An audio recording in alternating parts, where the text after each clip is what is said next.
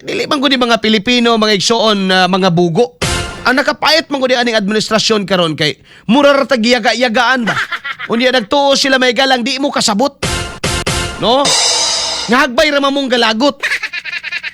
Si Auntie Claire wa pa jud siya ka-realize ana mga igsoon nga daghan sa mga Pilipino gusto na gyud kayong mukusi niya mga higala. Oh? Pag yun siya ka-realize na ba pero ang iya mangong trabaho, no? Excuse me. Ang iyang trabaho mga higala, iro gyud siya. No? Barker gyud sa mga higala ni BBM. Napaminaw na to ni Dong be. Bullseye! Bullseye! Okay. So, kung tayo po ang kauna-unahan nag-declare na state of energy emergency, yan lamang po ay nagpapatunay na ang pamahalang ito ay hindi po nagbabagal sa kanilang pagkilos. Ibig sabihin po, itong energy emergency na inihayag ng Pangulo ay para po maibsan, para po mapigil na magkaroon ng krisis dito sa ating bansa. So inuuna na po natin lahat bago pa man tayo humantong sa hindi magandang sitwasyon sa ating bansa. Dulot itong krisis sa Middle East. At doon Sa krisis sa kuryente mo. Yes, oo. Kaninang umaga po ay nakausap po mismo natin sa Secretary Sharon Garin at ito po ang kanya naging pahayag. And I quote, "We issued department guidelines to allow electricity from cheaper fuel, generate more sources like coal and renewable energy.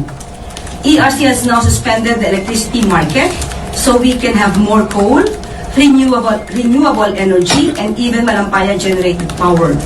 We are assisting renewable energy developers to complete their projects ahead of schedule. Around 500 megawatts na done na, according to Secretary Garin. Another 500 we're working in progress pa. All that and more para mabawasan ang posibleng itaas ng presyo. As to islands, we're planning to get diesel for Napocor. Hopefully, it will be cheaper but lower grade oil para iwasan ang blackout." XFM Katropa! Dagang salamat Auntie Claire. Oh. Matod pa niya mga higala, ibig pong sabihin ganyan kabilis umaksyon ang ating gobyerno para wag tayong humantong sa krisis. So ibig sabihin, but pasabot mga higala, wala gyapon ni Angkon si Claire nga dunay krisis.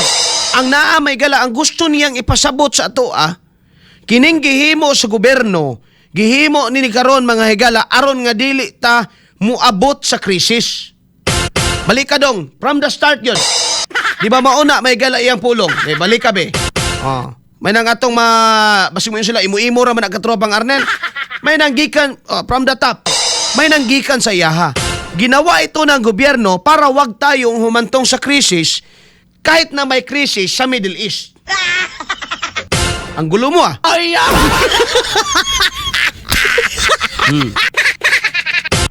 Sige, birahe dong. Okay. So, kung tayo po ang kauna-unahan nag-declare na state of energy emergency, yan lamang po ay nagpapatunay na ang pamahalang ito ay hindi po nagbabagal sa kanilang pagkilos. Ibig sabihin po, itong energy emergency na inihayag ng Pangulo ay para po maibsan, para po mapigil na magkaroon ng krisis dito sa ating bansa. So, inuuna na po natin lahat. Kinadong. XFM Katropa! Ano daw ito? Para mapigil ang krisis. But pasabot, mapigil na magkaroon ng krisis. But pasabot mga higala, sa simple ragyog kaayo bisag anha rata mga higala mo duwa-duwa anang pulong niya. Because words by the way, is kinibang expression of ideas. So, kung unsay imong gipamulong, mao siya na unod sa mong utok. Di ba? May lain pa ba di ay? Gawas may gala sa sign language. Oo. Ang pinaka-basic nga, nagpakita sa imong ideya, mga pulong. So, bisag ari rata may gala mo, sensya na, medyo di na yun makaya ni akong kapagaw ba? Sa karera ta mga higala mo subay-subay aning pulong ni Claire. No? Kada balandaan ingon niya mga higala nga, ginawa ito para mapigilan na magkaroon ng krisis. But pasabot, it presupposes, no? Ang a priori condition, mga kaigsuunan, sa utok ni Claire, nga wala pa yo'y krisis di ay. Bakit kamo, mga igsoon? Ginawa natin ito upang mapigilan na magkaroon tayo ng krisis. Para kang Claire, wala pa lagi krisis. Simple. Di ba? O niya, paspas ko no ang gobyerno. Okay, para niya napata sa preventive karon. Anti-Claire, palliative na ni.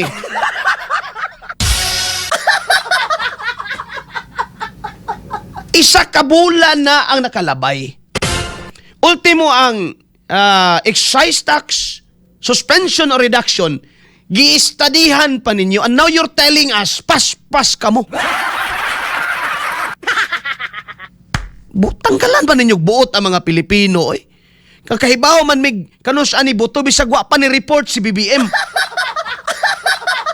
Ngeno man, kahibaw man mimutan na og laing telebisyon, laing channel.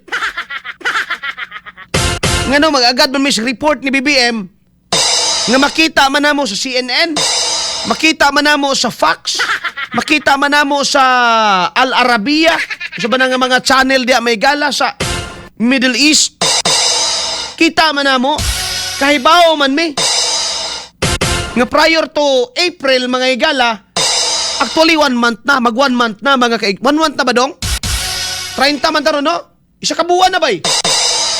Oh, okay, wala sobra na dong kay kuan man kining Pebrero 28 ra man to taman. Bullseye. Bullseye. 1 month already. Ang inyo nahimo, sa klaro ninyo na nga nahimo, Claire, ayuda pa. And now you're telling us paspas kuno sila may gala.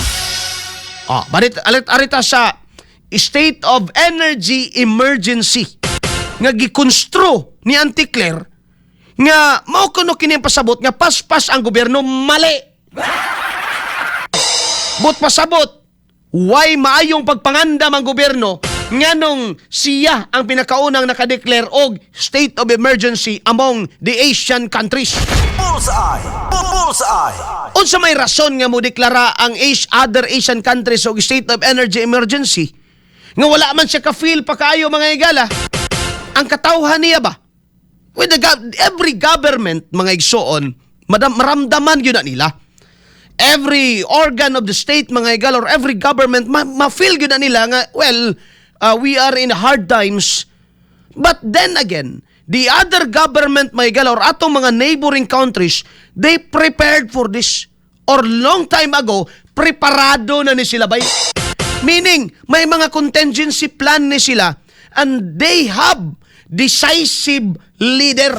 Bullseye. Bullseye. Doon na sila'y leader nga dili mo loading. Doon na sila'y leader mga higala nga bullseye kung mo desisyon. Bullseye. Kauban si Katropang Arnel Cortez. Bullseye. That is why mga higala, that is why Taiwan, no? Na-feel na nila. Thailand, na-feel na nila. Vietnam, na-feel na nila. Pero may mga kalainan tana eh. Like for example, one country na lang, Vietnam. Arita may gala sa oil. Pangutana, doon na ba'y deregulation sa oil sa Vietnam? Ang tubag, wala. Bullseye. Bullseye. Meaning, ang ilang estado, mo kalimot ha, nga Vietnam, mga higala is, dili man ni sa komunista, but socialist ni sila. Pula, ganyan ang flag, ana. Tanawa ra ko ng flag sa Vietnam o flag sa China, di ba, silingan ra kayo. Kabalota sa history, ana, mga higala. Duha ba yan nakabuok sa unang syudad, ana? Ho Chi Minh City ug ang Saigon, mga higala. Di ba?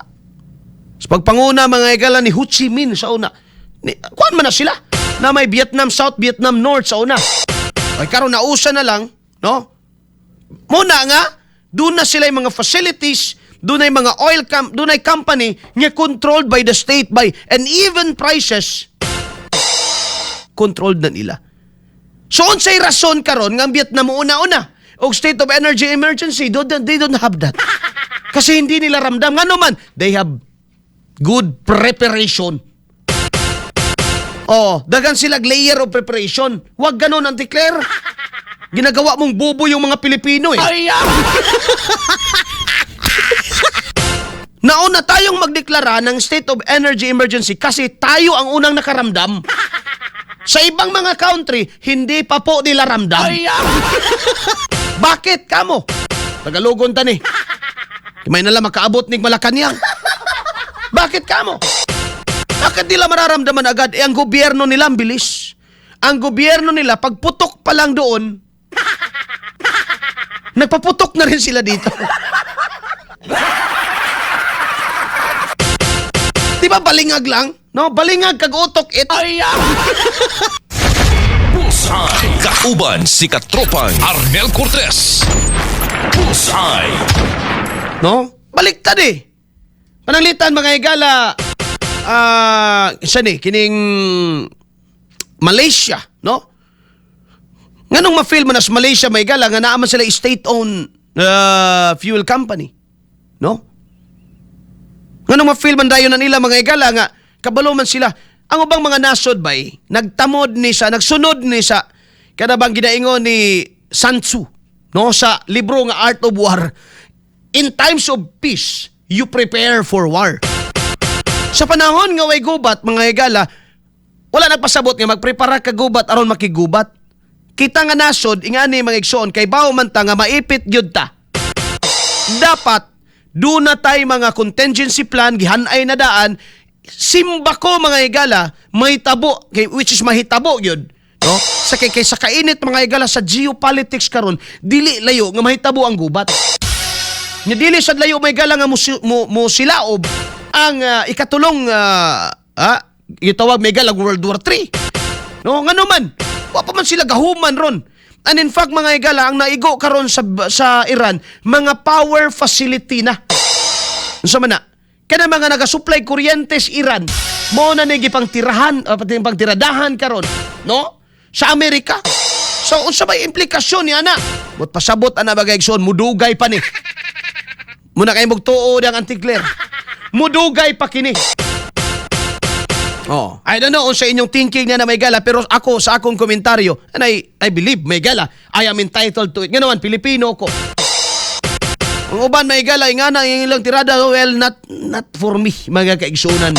Bullseye ning atong programa, bullseye yun atong problema. Bullseye. Kauban si Katropang Arnel Cortez. Bullseye. Ingani mga kaigsunan, ang nahitabo, no?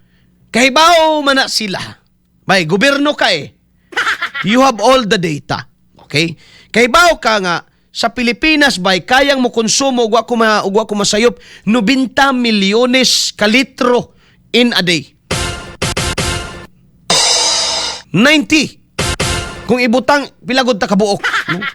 Let us say mga higala, butang ta na lang may higala 90 million liters in a day para sa mga Pilipino. Imong gipatungan ang matag litro og dos. Dos lang ha? So pilay na income karon dayon? 180 milyones ka pesos. In one day. In one day ha? Nya kay di man pwedeng muhunong na silag lihok, magsigig yun na silag lihok. Nga naman, kabahin lagi nis, pag ang tanan mga higala muhunong, mo't pasabot, bungkag na ta. Kining ekonomiya mga higala, mura rasad nig bike. No, in order to keep standing or balance, in order to keep the balance, you need to keep moving.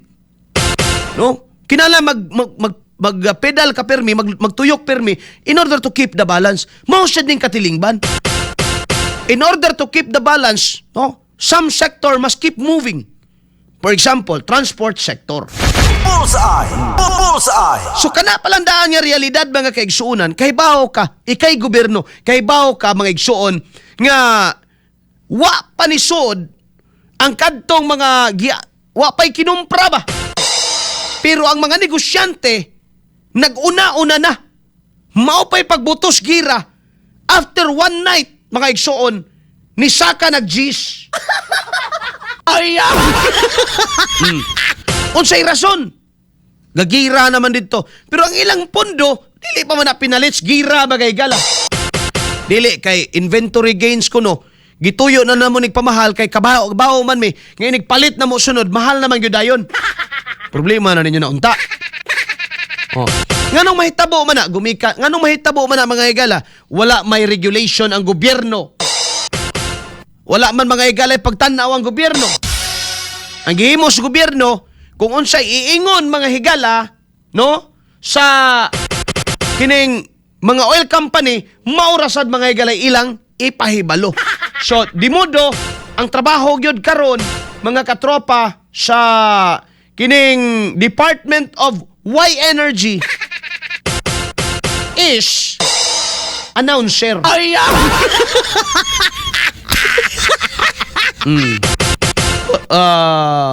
Na mga mensahe diri no ako sa ning tagagpagtagad. Marilyn Villamil, krisis na, klaring mahal na ang gasolina at diesel. Wala Wala pa. Actually, wala pa krisis karon kung si Claire mong paistorya. Kadungog katingon niya. Ang aksyon na ito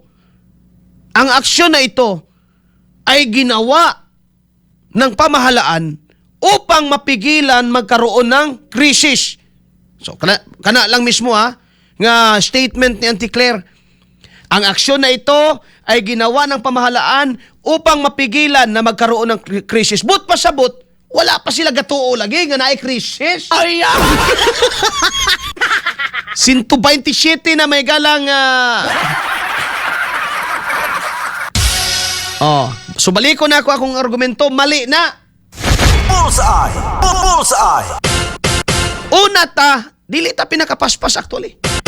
Una ta nakadeklara og energy emergency gumikan kay una tang dunay rason nga magdeklara mga kaigsuonan. And do not tell us gawa taga crisis, Auntie Claire. Ana nakasimple. Nganong imo mga ikumpara ang imong muyon ka nga sa isyo kitay una nakadeklara kasayon na nahunaw-naon. Kita di una makadeklara ngano man kita may way pagpangandam. Kita may way layer of preparation mga higala. Ang Vietnam, balaka man ang Vietnam kada kag i-vehicle gadagan. Di ba? Ano, balaka mang Malaysia may gala, doon ay Petronas, doon ay na sila kadagang ikasupply silang kaugalingon. But pasabot, dili man siguro sila 100% self-sufficient, but most of it, mga igala, kaya nila, or doon na sila igong reserve in order to run that mga igala for, well, a couple of months or more than. Kita, 3 months lang ang atong oil reserve. 3 months. Ingon si BBM, June 30, hurot na. Ayaw!